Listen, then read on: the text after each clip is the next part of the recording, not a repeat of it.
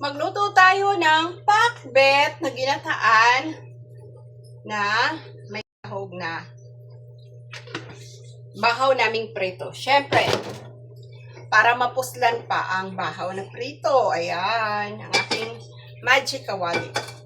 Siyempre, gisa muna natin yung bawang, sibuyas at sili. Oh. Diretso na.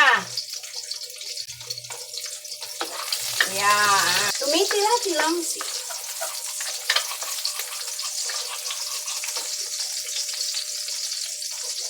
Grabe.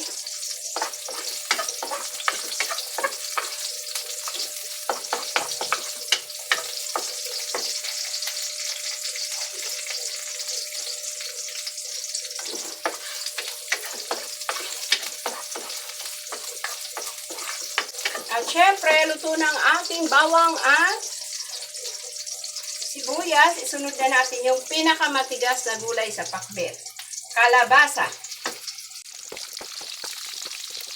Para unang maluto. Diba? May upo. Upo. Upo. Okra. Ayan. Hinuli ko yung talong, sitaw at ampalaya.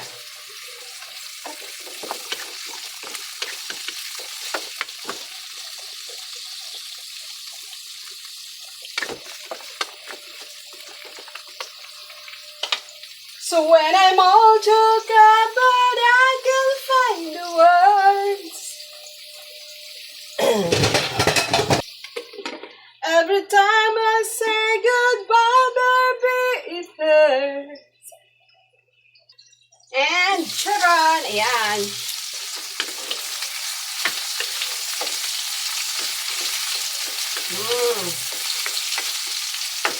Sunod na natin yung naturang gulay na sitaw, talong at ampalaya na kasing ampalaya mo.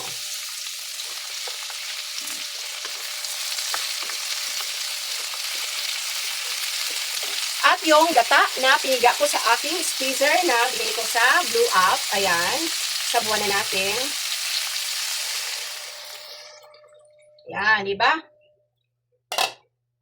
Parang tinula sa gata ang aking gulay. Sinabawang gulay. Diba? At ilagay na natin ang bahaw na prito na kahapon pa namin. Ito ay tinatawag na salmon-salmon dito sa Samar. Salmon ang tawag sa isdang ito. Apat. Siyempre, ating hahalu-haluin. Yan. Diba? Diba? Ayan. Hihintayin natin kumulo. Takpan muna natin. Ayan. Kulo na ang ating gulay. Oh. Ating ukayin. At ating lagyan ng asin. Oh my gosh, wala na akong asin. Ating siirin. Ten. Wala na talaga. Alalayan na lang natin ng patis. Oh my God, ang aking patis.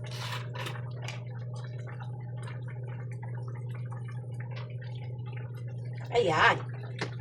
Hindi pa rin naubos. Huwag natin ubusin. At ating wisik-wisika ng ating paminta. Bakit ganito ang paminta natin?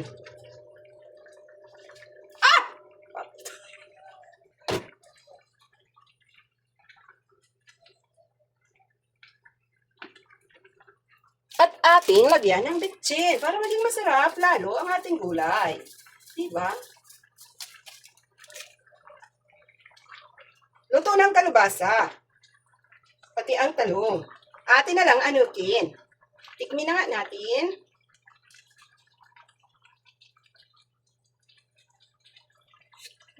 Lasang gulay na pakbet na may isda.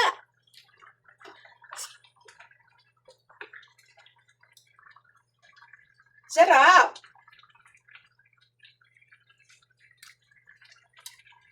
Lasang gulay na pakbet na may isda na napadami ang paminta.